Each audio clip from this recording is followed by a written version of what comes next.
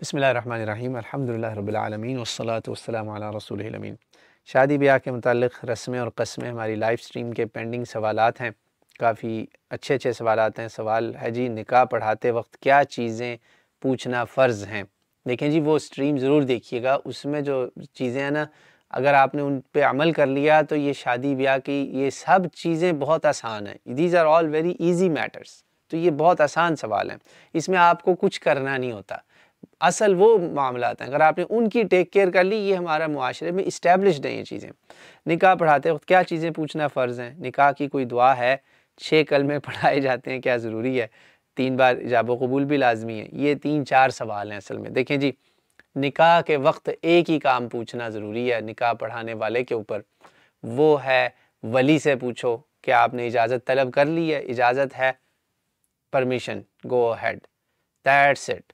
अगर वो निकाह पढ़ाने वाला कहे कि मुझे जाके ख़ातून से भी एक दफ़ा पूछना है, वो भी कर ले, क्योंकि अगर उसकी परमिशन ना हुई, उसने बाद में आके कह दिया कि भले मेरे वली के पास इख्तियार था मगर मेरी रजामंदी नहीं थी, वो निकाह कैंसिल हो सकता है। समझ रहे हैं? तो निकाह पढ़ाने वाले के ये काम है। निकाह पढ़ाने वाले भी सुन रहे होंगे मेरी ये बात, अल्लाह करे इंशाल्लाह ताला, तो उनको ये पूछना है। और ये हक महर जो है वो पहले से लिखा हो, निकाहनामे पे लिखा हो, उसको ऐलान करवाना वहाँ खुतबे के दौरान, ये भी कोई ज़रूरी नहीं है, ये फ़र्ज़ नहीं है। ये बस लिखा गया, दोनों पार्टीज़ को पता है, साइन होने, दैट्स इनफ। उसके गवाह भी बैठे हैं, नथिंग एल्स इज़ नेसेसरी, क्योंकि वो निकाह डॉक्यूमेंटेड है, उसमें लिखा हुआ है हक महर। अगर कोई नहीं देगा तो वो फंसेगा, कोर्ट ऑफ लॉ में फंसेगा। इस्लामी ममालिक में तो बहुत इसमें जो है ना वो आसानियाँ हैं अल्हम्दुलिल्लाह, तो ऐसी कोई बात नहीं। मेन चीज़ पूछना यही है, रज़ामंदी का पता करें और खुतबा करें निकाह का, वो भी फ़र्ज़ नहीं है, सुन्नत मुअक्कदा है रसूलुल्लाह सल्लल्लाहु अलैहि वसल्लम की। खुतबा होगा तो बरकत होगी शादी में, वो करें और दुआ करें।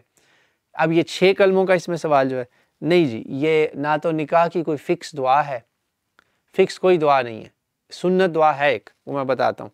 आपका सवाल था ना कि निकाह की कोई दुआ है, वो है बारकल्लाहु लकुमा व जमा बैनकुमा फ़िल खैर। अल्लाह तुम दोनों को बरकतें दे और तुम्हें खैर ही खैर दे। आप मुकम्मल लंबी दुआ भी करानी सारों के लिए, वो भी करा दें।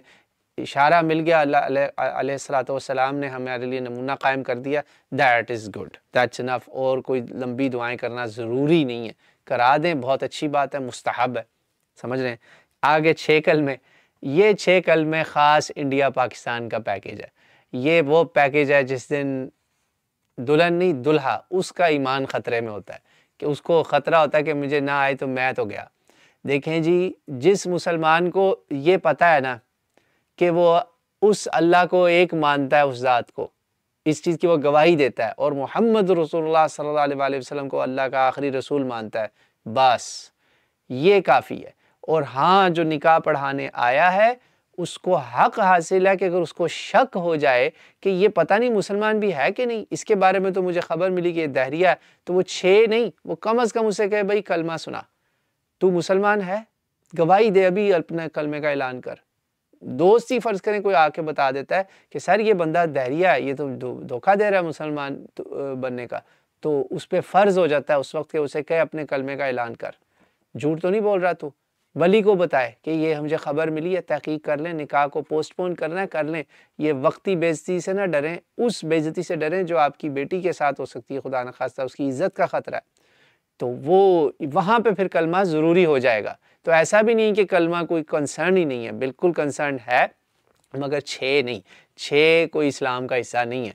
कलमा शहादत जो है ना, वो हर मुसलमान का फ़र्ज़ ऐन है, उसको पता होना चाहिए कि अपनी ज़ुबान में ही सुना दे, जैसे मैंने आपको बताया। तो इतना काफ़ी है, ये करना ज़रूरी है। आखिरी सवाल, ये 3-4 सवाल हैं। 3 बार इजाब व कबूल, ये मैंने अल्हम्दुलिल्लाह, अल्लाह ताला ने मुझे शर्फ़ दिया, पाकिस्तान में मैंने कुछ निकाह पढ़ाए हैं, एक, तो वहाँ मैंने ख़ुद इस चीज़ को ज़िंदा करने के लिए कि लोगों को पता चले कि 3 बार कबूल है ये कहना ज़रूरी नहीं है। बल्कि जो लड़का होता है ना, जिसने ऑलरेडी मैरिज प्रपोज़ की हुई है, उससे तो दोबारा पूछना भी ज़रूरी नहीं है, सिर्फ़ और सिर्फ़ दुल्हन से जाके आप पूछ लें। वहाँ पर भी आप जो वकील है उसका, उसको कह सकते हैं कि आप मेरे लिए इजाज़त लेकर आ जाएँ, पूछ के आ जाएँ। मौलवी साहब को भी जाने की ज़रूरत नहीं है। इज़ नॉट मस्ट, लेकिन ज़ाहिर बात है हालात दुनिया के ऐसे हो चुके हैं, इतनी दो नंबरी धोखा हो रहा है कि he should go and verify himself.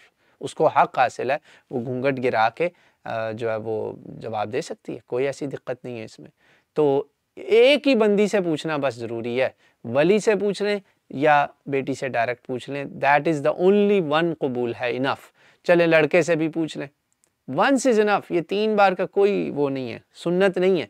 वहाँ बड़े बड़े आलिम बैठे थे, एक जगह निकाह में पढ़ा रहा था, तो वो कहा, मैंने कहा ना, तो उन्होंने कहा नहीं नहीं कंफर्म कर लेना चाहिए होता ना, ताकीद हो जाती है। मैंने कहा भाई दीन में अपनी मर्जियाँ नहीं चलती, हम वही कर रहे हैं, हमें पता है उसने ओके कर दिया, आज के दिन कौन नो बोलेगा। कोई यहाँ मूवी तो नहीं चल रही ना कि लाजमी यहाँ कोई ड्रामा होना है। तो ये हैं जी आपके इसके सवालात के जवाबात। उम्मीद है सारी बातें क्लियर हो गई होंगी। इसमें फिर मज़ीद कोई वजाहत चाहिए हो तो ज़रूर पूछ लीजिएगा। वल्लाहु आलम।